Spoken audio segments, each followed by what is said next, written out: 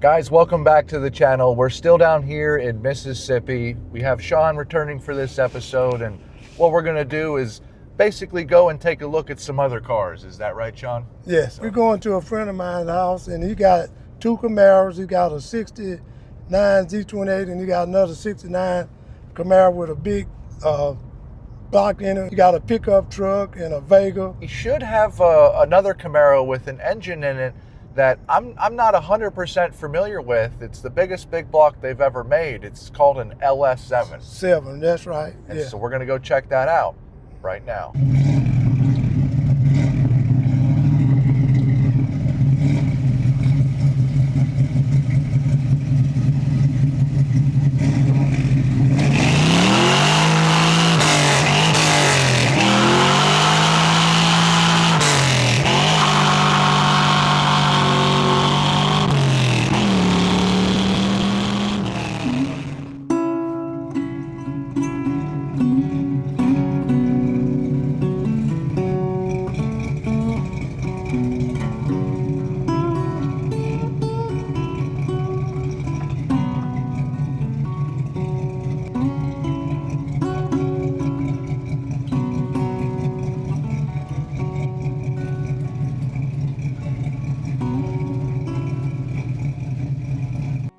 Sean, this is Lewis. Yeah, this is Louis. Hey, man. Hey, Lewis, how are you? Lewis I'm Parker. Nice to meet you. Nice to meet you, Parker. Hey, brother Sean. Oh yeah, we old good shipyard buddies. Yeah. Worked at Yeah, the we build shipyard. big Navy ships and stuff. I've known him kind of like my brother, you know. That's right. Well, I see that you have some cars. You have, looks Yeah. like a Nova over here, another Camaro, and then you also have the Oh, truck here yeah. and a Vega. Yeah, that's the old Rattling Rose Vega. It's got a 468 big block with a little shot of nitrous on it. It's a fun car. Do you mind if we just maybe take 2 or 3 minutes and kind of talk about the Yeah. car that you have here? I mean, Yeah. Lewis, what's the story on this car? Well, a friend of mine wanted a shrimp boat, and he had it for sale. And he asked me if I wanted to look at it. And back in '96, well, they was kind of hard to sell. And so I said, yeah, I'll go ahead and buy it. And so it was in pieces, and the front cap was off of it. And he just redone a subframe on it. I got it and put it all back together and everything. That was in '96. And so I drive it to cruise-ins and car shows. And it had a 302, but it didn't have the matching number 302 in it. But I got just an old Smog 350 in it right now with a good Isky cam. I love Isky cams. Isky cam? Isky cams, 186 heads, aluminum intake, and a 780 Holly, and it'll run off regular gas, pump gas. Now, what would you have paid for something like this all the way back in 1996? I paid $3,500 for it. $3,500 for it. Whenever I seen it, it was from there back, and the cap was off of it, and it was just like it is. And I said, man, that's what I want right there. Now, did you know it was a real Z28 when you bought it, or were you just buying a '69 Camaro? I knew it was a real Z28 because back in them days, me and my brother was cutting wood, and I had that Camaro over there, and I said, well, I'd like to have another one. And he said, well, I got an ad in my pocket. It's been in my pocket for about a month. And he said, I said, well, call him and see what he wants for it. And so he called him up and he said, yeah, he still had it. A lot of people looked at it, but nobody wanted it because it was a part. And a friend of mine painted it, base coat, clear coat. Now, do you mind if we kind of go over the car a little bit? Yeah. See exactly what it is? I mean, I know it's silver now. Was it a silver car originally? Yeah, it's Cortez silver. Now, that's just an old throw-together motor. I got the 302 going through it. But the 302, I ran it for a while, but it wouldn't run on pump gas. And it got to where it wouldn't crank and locked up, and so I tore it down, and the rings just fell off of it. So I got it apart, and I put a 350 in it now, and this runs off of regular gas, but it makes a lot of horsepower. Well, it sounds like it runs pretty good, and it looked like it ran pretty good on the way in here. It does, believe it or not. Whenever it was in the Corvette, it wouldn't run 100 miles an hour. This combination here is just unbelievable for a low buck smog motor with dish top pistons and run regular gas in it, and it'll get it. I never have been one to detail engine or anything. Okay. But I like them to run. Well, that's what Sean told me, is that you are a driver. You just like to drive. Yeah. Clearly, that's evident at the beginning of this video. I thought maybe this car might be for sale, but Sean talked to me a little bit and said that your son's called or something like that, and maybe you possibly want to pass it down to them. Is that right? I've had it their whole lives just about, and whenever they heard wind, I may sell it. Well, he came over and it knocked the wind out of him, and so I decided, well. I completely understand. One thing is, he said that you had a Chevelle rear end under this car. Is that true? That's right. It's 1 inch wider. Now, how did you do that? It was in that red car whenever I bought it. Oh, okay. And so somehow or another, I ended up putting. It's got a 488 rear end in it. Okay. It's a 12-bolt 488, and it was in that car over there, and I bought a Dana 60 and put it in that car over there, and that's my favorite car right there. Now, do you have the original rear end of this car? Yes, I do. It's a coated 373 rear end, and it's right over there if you'd like to look at it. Yeah. Do you mind if we go take a look at it? Let me see what the date is on this car. Hold on one second. Yeah, you're doing good, Louis. That is an 09E, so 5th week in September. Mm-hmm. And do you know what the date is on the rear end that you have? It came in it, whatever, I don't know. You know that. Yeah, we'll take a look at it. I don't know why the trunk's up on this. I had to put some gas in it in case you wanted to hear it if it run. Sometimes it cranks and sometimes it don't. And this is a car I'm pretty excited to take a look about because I heard that it has the LS7 down in it. It does. It was painted. I painted it last week, and I got all last week. Last week, and I got all the stuff off of it, and I got it jacked up where I was painting the grill on it and things like that. But we'll get to this here in just a second. Let's go take a look at that rear end real quick. Yeah. We'll see if it's a numbers matching rear end to your car over there. And this is it right here? Yeah, that's it there. I just got kind of lazy, and I just hadn't put it back in there. Yeah, so it is a Posse 373 BU code. Yeah. With a 0909. So yeah, that would actually work out exactly right for your car for a September build with a September 9th build date. Yeah. And you know what I just realized? What's that? Sean, the motor that you have in the last video we did, the DZ block underneath your shelf in your garage. Right. Did that motor come from this car? Nah, it came from another car. It comes from a blue and white 69 Z28 that a friend of ours had, yeah. Because the engine that you have was, I believe it was, now I read it upside down. I might be wrong. It might be an August block, but I'm pretty sure it was a September block. You kept saying September, so I think it was September. That would actually work perfect for your car. Yeah, we might have to talk to him about it. I knew he had it, but I just never did. We'll double check that to make sure whenever we get back. Right. But I'm excited because this is an engine that, you hear a lot of mythology about. Yeah. The biggest big block they made. They never put it in a car. You know what I'm saying? So, Louis, what can you tell me about the history that you know about LS7s? Can you run me through that pretty quick? Or yeah,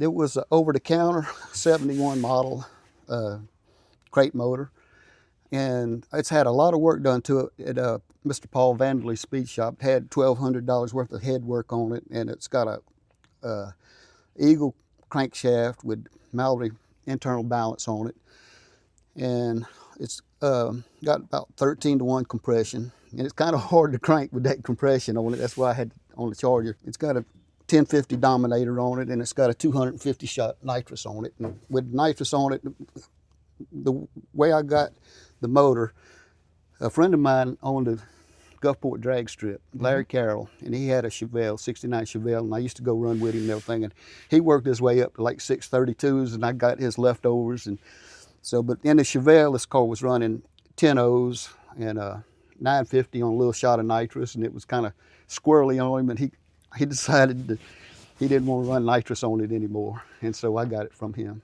do you mind if we take a look at the pad here? Is there a way to? Probably so, but I'm sure that the head has probably been decked on it for him racing it. Okay. Is it dick? Did you see it? It was probably a C. I got C something to scrape it if you want. CE I don't really see on there, but if it is an LS7, and I believe you, it would say XCH for the suffix code on an LS7, They and probably dick the block. they sold these for a number of years, didn't Yeah, they? You could, yeah.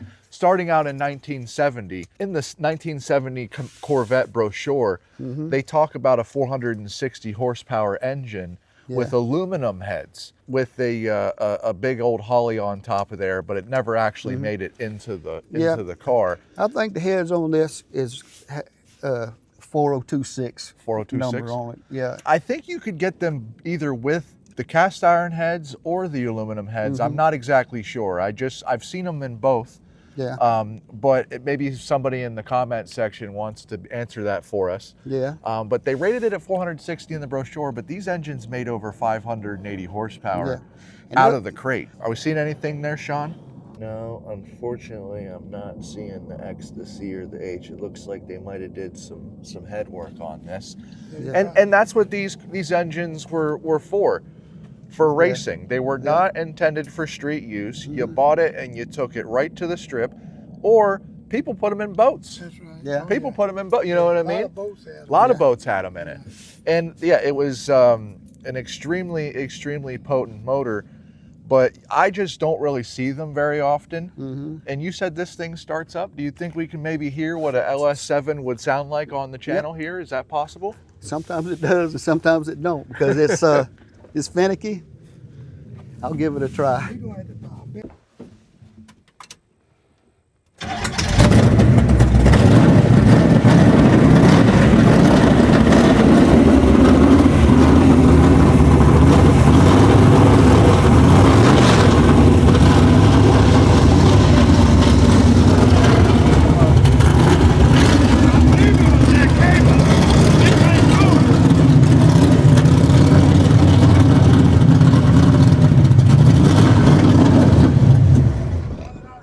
I forgot to turn the fuel pump on. Yeah.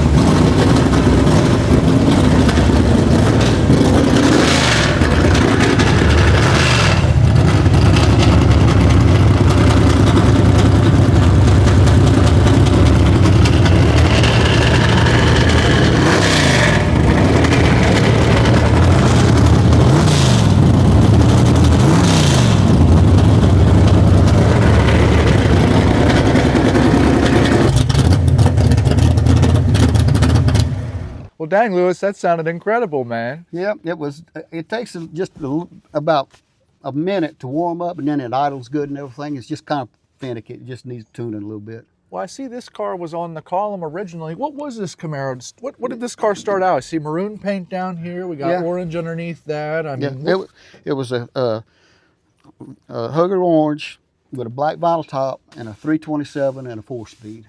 a 4-speed, And, okay. Yeah, and I put a power glide in it, and I wanted it on up here, and so I changed the steering column out and everything, and then I just never have took it back out. But it did have the 4-speed. I still got the column over there. So you enjoy racing.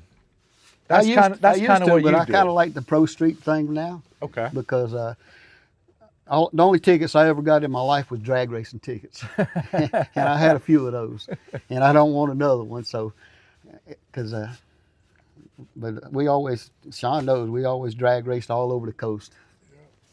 I had a 67 GTO, and that's what I raced with most of the time. We used to go down to Dolphin Island drag strip and run at the Dolphin Island drag strip. Yep. And it would run with just old stock everything. You'd have to baby it a long ways. It would run 14 O's at 103 for a GTO.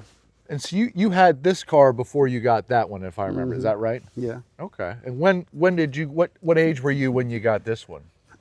Oh, man. I didn't know if it was like a high school deal. I No, mean, you said GTO, but I No. just wasn't sure. No, I'd have to think. How long you had it, Louis? Since about 89, something like 89. that. Mhm. Okay. Yeah, Yeah, man. Well, I mean, I it gave- sounds I sounds gave- incredible. Yeah, a friend of mine had it, and anyway, well, don't buy a Camaro from me because don't sell me a Camaro because the fella that sold this to me passed away, and then the one that sold him that one passed away. So I said, don't sell no Camaro to me. But yeah, he had it at his house. He lived up the road there, and he wanted $1,100 for it. It was just a body. Was it orange when you got it then? It was orange, and then I painted it maroon with pearl white stripes on it, and it was really pretty with the pearl white stripes and maroon. I want to talk about some of your other cars here, and we can't ignore this Nova over here. So what's the story on this one? I bought that car for parts car for another car I was working on, and it was in bad shape. It didn't have no floorboards in it. No, the quarter panels was off of it, the bottoms of the fenders and everything. And so my young boy was over here, and he wanted to do a father-son project. So we started on it. We put new floorboards in it, and reworked the fenders and the bottom of the doors, and put new quarters on it. It's got brand new quarters on it. Do you remember what it started life out as, or? It's a 6-cylinder Power Glide car. Okay. And we never did finish. We tacked all the trunk pad. I hadn't worked on it in several years, and I just blew the leaves out of it today. But it's a 6-cylinder car, and it's perfectly straight right now. It's just one little place rusted I got to fix, but it's still got the 6-cylinder in it. Oh, it does. Yeah. Oh, I didn't even. Okay. But it's covered up. I hadn't even opened the hood on it in a long Hey, time. that's okay. Still got the original 6 in there. Yeah. That is And my incredible. buddy Don gave me a power steering pump because it didn't have a pump. And so I said, well, I might put it back on, or I could change out a manual steering box on it. So I'd rather put the power steering pump back since it's got the power steering in it. Now, do you race the Vega? I seen it kind of had a name on the side. I wasn't sure if that was something that you did or not. Well, the story about that is I wanted a pro streeter. The older I got, the less drag racing I wanted to do. And pro street is the next step, Okay. And so a friend of mine had the body. He bought it at Cruising the Coast, and I said, well, I'm fixing to retire. So I bought it. It was just a plain Vega, and I never did want to notch back too much. And I was going to say, you don't see the notchbacks very often. yeah, I don't think I really ever see them at all. yeah, I'm familiar with the Vegas through Grumpy Jenkins. Yeah. And I didn't know if he had any influence on your Vega decision or not, being a professional drag racer back then that was known for Yeah. these. And so I had not those tires, but I had a set of tires like that. And I said, well, that's what size? I don't want them too big and too little. That's 295, 65, 15 drag radials. And so I measured the stock tires. That's how wide I want it from the outside. And I cut a 9-inch rear end forward and put 35 strange axles in it. And square tube framed it. And it's got S10 brakes on the front of it. And Do you know what it runs, or what did you run in it? It'd probably run 10s, maybe 9s. 9s, 10s, okay. I've had a friend of mine, E.W. Woods, has always raced and everything. I took him for a ride, and he said that it run 9 seconds easy because he had a 9-second Vega, and that's who I bought it from. And he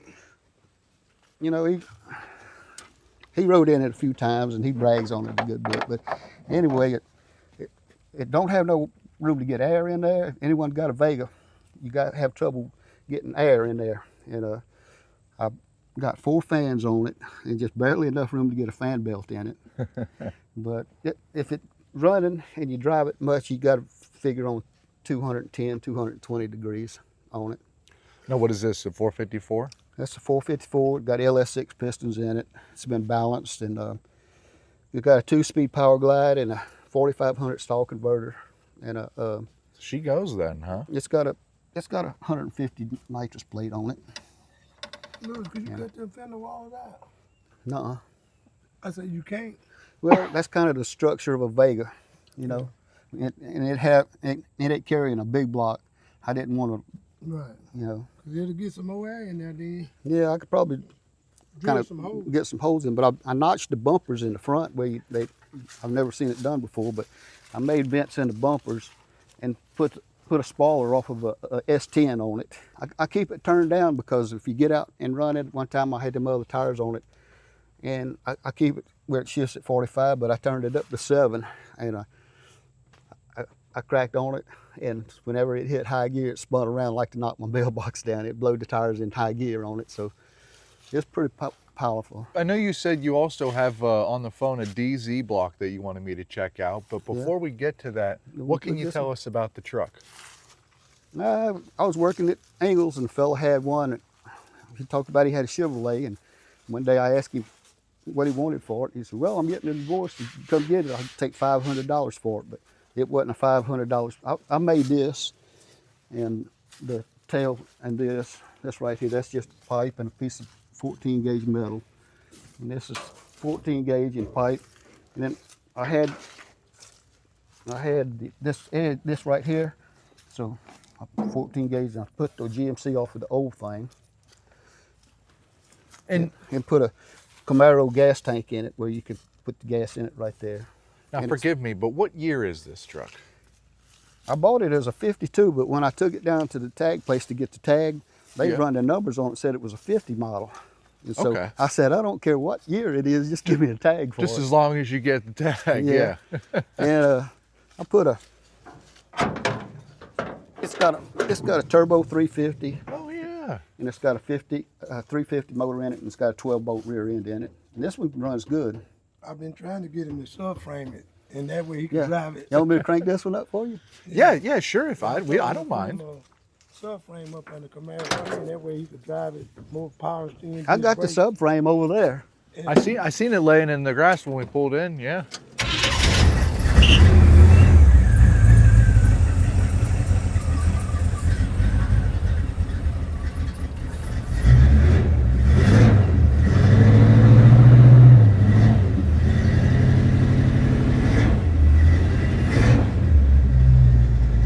And my wife claims this one. No, that's the only way I bought it. I said, man, I know where there's a truck at. I'll buy it for you. But she don't like me having cars, and so that's the only way I got it. Now it's fixed up. Well, she claims it, so that's her truck. I appreciate you starting it for us. Yeah, At least it started. you get that joker subframe and get it like I got mine, you'll be driving it every day. Yeah. That's what I love about Tonya be mine. driving it too. Where are we going, Lewis? Right over there. Right over here? Okay. Yeah, that's what I love about mine, man. It drives so good. What my problem is, I got junk in that shed, and I can't even get my cars in right now. I got to do something about it. And you know, it won't take no time to subframe it, because one thing you got to do is pick the motor, cut the frame, and go in there and wheel it back, and put the motor mouth back on there. Now, do you have any other cars over here? Or? No, that's okay. all. I see the subframe you're talking about, Sean's right I pulled there. it out of them woods right there. That come out of a Nova that I had. And, This looks like your parts area over here. Yeah. I see an engine you got right here on the ground. Which one were you saying that you think maybe might be a DZ block? This one over here. Okay. That's the one I plan on putting back in. I got aluminum heads, but I don't know whether I'm gonna put them on there. But this one, get it open.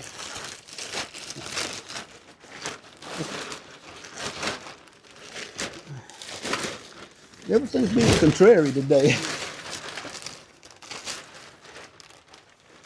I got a couple power glides, two 454 blocks, a 350, and a 400 small block. Okay. Let's take a look at this stamping here. And this is a 302 piston right here. Lewis, I got unfortunate news for you, buddy. Yeah. I knew that. Yep. It looks like the deck was resurfaced, and then they actually stamped that D and that Z in there by themselves. You can see where it was probably another 350 block with a Y suffix in it right there, and see how deep these look right here compared to the Z and the D. So yeah, somebody tried to pull a fast one on you on this. Yeah, I knew that, and I wasn't ever going to claim it to be a DZ motor because It was like that whenever I got it. Yeah. And so the fella's not here to ask him about it. And It is a 386 block, so it would have been the same block that a DZ would have been for an and early car. What about the date on it? Well, it says 1218 right there. Yeah, and it says 12/8. Yeah, so actually the date on it matches the back here. Yeah. It is a December block, but unfortunately, Yeah. Yeah, I'm not Unfortunately, going to claim it to someone- be a DZ motor. yeah. And if But- anyone sees how that, yeah, that's kind of what a fake one would look like. Yeah. But I do have all the DZ stuff. I got all the DZ, I got all the DZ piston. That's the pistons that I just set it in there, TRWs. checking to see if it was still a standard bore. Yep. They take what, 39 something? Nope. They would be Until I started off right here. Yep. 39, 32, 47. 472s. Yep, that would be the right.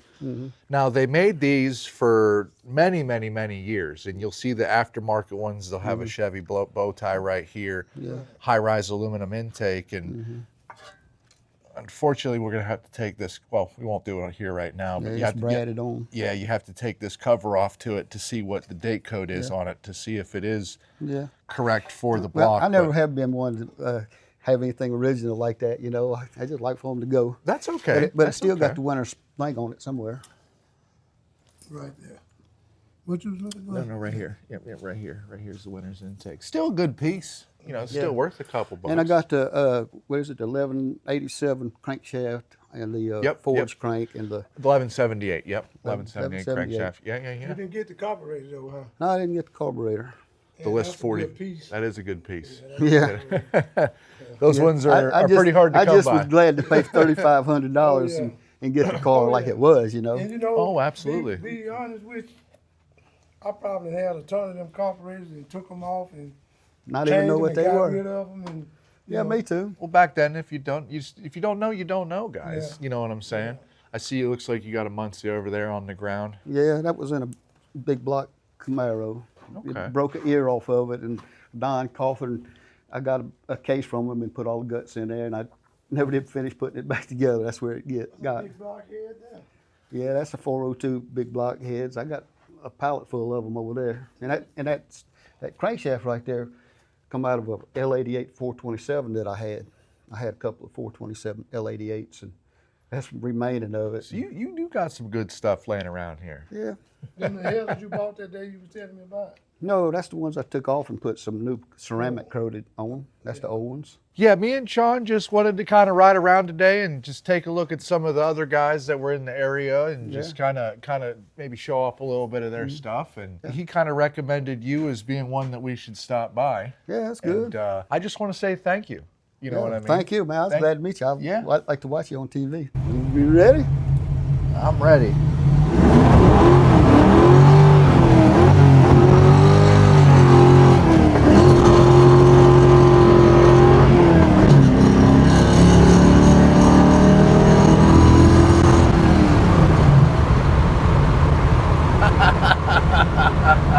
You like that, huh? That was fun, man. If you ever build a motor, call me up and I'll tell you what to put in it.